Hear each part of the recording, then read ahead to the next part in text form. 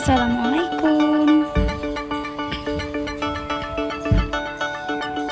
Halo guys, perkenalkan nama saya Pipin Wahyuni, NIM 173060464 dari kelas Mazawa 2 2017. Baiklah, di sini saya akan membahas SWOT PT Waskita Karya Tbk.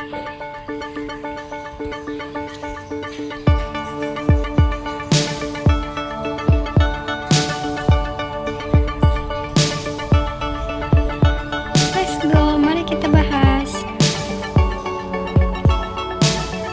sejarah PT Waskita Karya. PT Waskita Karya adalah badan usaha milik negara Indonesia yang bergerak di bidang konstruksi BUMN. Ini didirikan pada tanggal 1 Januari 1961. Bercikal bakal dari sebuah perusahaan Belanda bernama Volker Anime Maatschappping NV yang diambil alih berdasarkan keputusan nomor 62 pemerintahan tahun 1961. Waskita Karya baru berstatus hukum bersero di tahun 1973.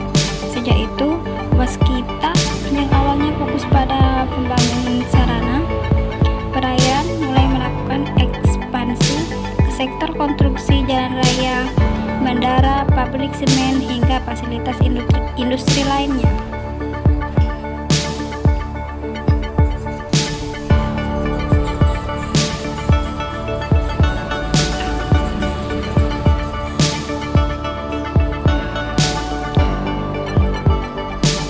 Ini juga ada strength atau kekuatan.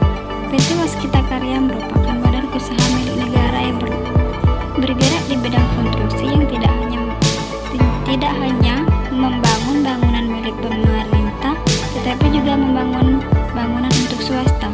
Variabel atau faktor-faktor internal seperti teknologi yang dimiliki perusahaan, sumber daya manusia atau karyawan dan manajemen, sistem maupun modal yang mampu menjadi perusahaan yang memiliki keunggulan tertentu. Paling tidak, faktor tersebut menjadi penentu utama untuk mempertahankan atau kalau bisa mengembangkan kinerja perusahaan.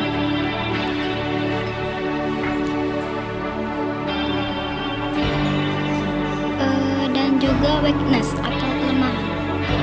Karena perusahaan ini milik pemerintah, sebagian besar modal yang diterima untuk melaksanakan sebuah proyek berasal dari pemerintah. Faktor yang menyebabkan perusahaan tidak mampu mengerjakan sesuatu yang ternyata dapat dikerjakan dengan baik dan atau lebih mudah pesaingnya. Faktor ini dianalisis dapat menyebabkan penurunan kinerja perusahaan.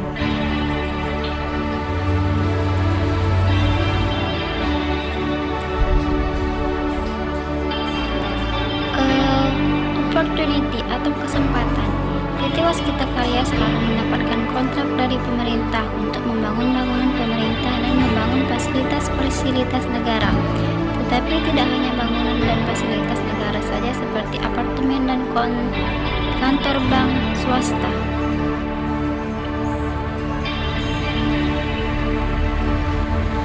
Threat atau ancaman. Sebagai besar PT Waskita Karya membangun bangunan pemerintah dan fasilitas negara. Modal yang diperoleh berasal dari pemerintah dan proyek akan berjalan apabila ada kontrak kerja dan pemerintah.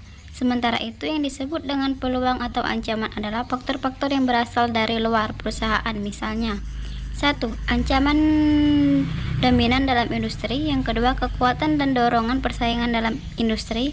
Yang ketiga, faktor penyebab perusahaan. Yang keempat, aktivitas persaingan. Yang kelima, faktor yang menentukan keberhasilan untuk bersaing dalam industri. Yang keenam, daya tarik industri.